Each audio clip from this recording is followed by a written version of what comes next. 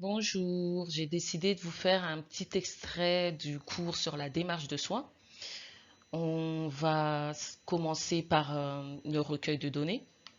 Bien sûr, le recueil de données, toute démarche de soins commence par un recueil de données. Sans recueil de données, on n'a aucune information pour faire la démarche de soins. Et le recueil de données, ça va être toutes les informations que vous pouvez recueillir aussi bien dans le dossier du patient qu'auprès de vos collègues des équipes, auprès aussi du patient lui-même en l'interrogeant ou par vos observations cliniques. Le recueil de données commence par la présentation de la personne, le nom, le prénom, en préservant l'anonymat, l'âge, ainsi que la date d'entrée dans l'établissement, le type d'établissement, si c'est hôpital, clinique, EHPAD, plutôt en fait on va faire la différence entre le longue durée et les courts séjours. Toutes ces choses-là, vous devez les préciser, vous devez les savoir. Vous pouvez aussi vous renseigner auprès de vos collègues. Vous pouvez aussi vous appuyer sur le livret d'accueil du stagiaire ou même sur le livret d'accueil du patient. Pour le motif d'admission, ça va être la raison pour laquelle la personne est hospitalisée, mais aussi les modalités d'entrée. Est-ce que la personne est entrée en urgence ou c'était une hospitalisation programmée? Le lieu d'habitation de la personne, à voir si elle est éloignée de l'établissement, si elle est proche, mais aussi le type d'habitation, pardon, une maison de plein pied, un appartement, est-ce qu'il y a des étages, combien d'étages, elle habite à quel étage, est-ce qu'il y a un ascenseur, parce que pour le devenir, ça aura son importance. La situation familiale, on va là préciser si la personne est mariée, si elle est célibataire, si elle vit seule, si elle est divorcée, si elle est veuve. On va aussi préciser le nombre d'enfants, la situation aussi géographique de ces enfants. Est-ce que ces enfants sont proches? Est-ce qu'ils sont éloignés? Est-ce qu'ils lui rendent visite souvent? On va aussi décrire le contexte socio-professionnel et économique, donc savoir la catégorie professionnelle, la catégorie sociale de la personne. On va se renseigner sur la prise en charge sécurité sociale et mutuelle. On va ensuite lister les personnes ressources. Ça peut être des membres de la famille, ça peut être des voisins, mais ce n'est pas forcément la personne de confiance. Et toutes ces informations, on essaie de les synthétiser, de les connaître aussi. On va enrichir avec les éléments qui caractérisent la personne, que ce soit des caractéristiques physiques, qu'elles soient psychiques, sociales et environnementales. Tout ça va permettre de savoir si vous connaissez votre patient, votre résident, la personne que vous prenez en charge. On va ensuite lister les antécédents significatifs, qu'ils soient médicaux ou chirurgicaux.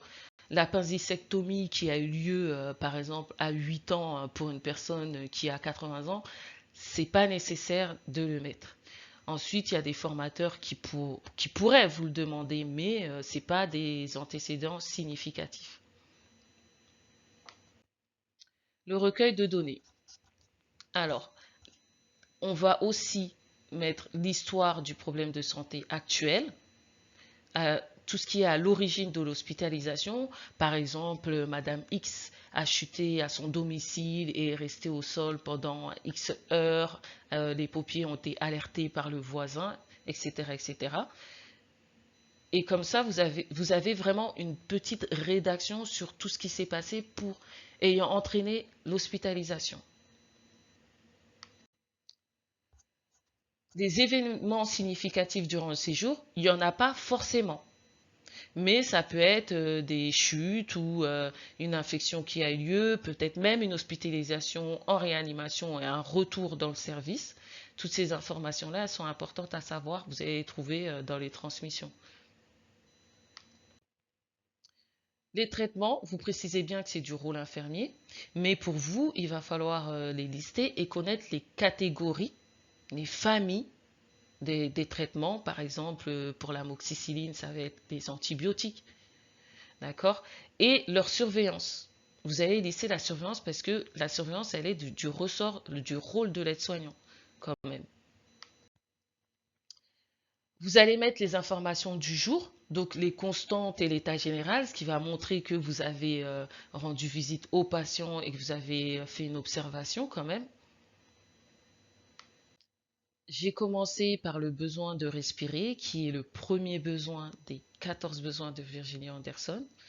Vous mettez bien dans cette colonne, si vous faites un tableau, dans cette colonne, vous précisez bien la définition. Déjà, ça va vous permettre, vous, d'enregistrer la définition et ça prouve aussi à votre formateur que vous savez de quoi vous parlez. Ensuite, la colonne manifestation d'indépendance, c'est en fait toutes les informations qui vont prouver que la personne est autonome vis-à-vis de ce besoin. Donc vous allez observer la respiration et l'interpréter. Il y aura bien sûr le rythme respiratoire, la fréquence respiratoire, l'amplitude respiratoire, les bruits respiratoires si elle est silencieuse ou bruyante, la coloration de la peau et des muqueuses. Donc ça va être respiration libre par le nez, par exemple. Le rythme respiratoire est régulier. La fréquence respiratoire, vous allez préciser le chiffre de la fréquence respiratoire, le nombre de cycles par minute, et les différences selon l'âge. Donc s'il est dans les normes, vous le mettez là. L'amplitude respiratoire, si elle est profonde ou superficielle, c'est un problème. Ça dépend de l'âge. Les bruits respiratoires, la respiration elle est silencieuse dans cet exemple, la coloration de la peau elle est rosée et les mucosités sont en petite quantité. Là, ce sont des manifestations d'indépendance. Il n'y a pas de problème. Ça peut être aussi les manifestations de dépendance, la deuxième colonne. Après, bien sûr, il y a différents modèles. Vous voyez par rapport à votre IFSI, si on vous a déjà donné un tableau, c'est pas la peine d'en inventer un. Vous vous appuyez sur ce tableau, mais habituellement, c'est à peu près les mêmes colonnes. Les manifestations de dépendance, donc ça peut être au niveau du nez, la personne respire difficilement, il y a un écoulement nasal, ou ça peut être une déformation du nez, par exemple. Ça peut être des éternuements, des reniflements, etc. Après, j'ai mis aussi au niveau du pharynx, du larynx et des bronches. Ça peut être de la polypnée, de la bradypnée. Essayez aussi le plus possible d'utiliser du vocabulaire médical. Ça va vous apprendre à le maîtriser aussi. Et ça va être un peu plus professionnel. Pour tout ce qui est source de difficulté, c'est une autre colonne. Vous pouvez mettre tous les problèmes connus, par exemple rhinite, tumeur, les diagnostics médicaux comme une pneumopathie ou ça peut être aussi des raisons comme la climatisation, le changement de température. Ça peut être plein de raisons qui sont des sources de difficultés.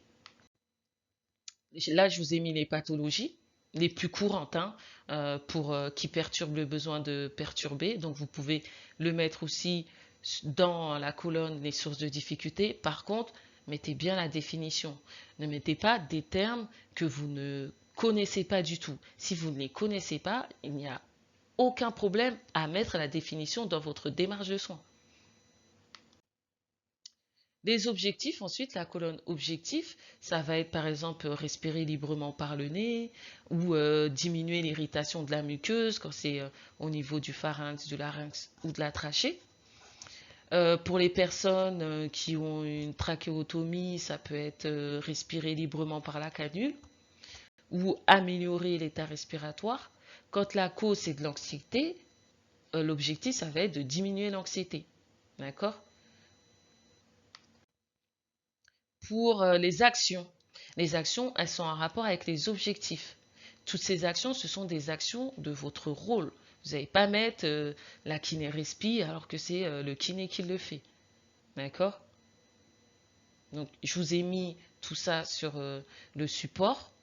Vous pourrez les utiliser, il n'y a pas de problème. Et si vous avez des soucis de compréhension, n'hésitez pas à me poser des questions. Pour la suite, je vous donne rendez-vous pendant le cours où je serai bien sûr un peu plus exhaustive et un peu plus lente et surtout, je vais répondre à toutes vos questions. Merci et bonne journée. N'hésitez pas à mettre en commentaire vos remarques.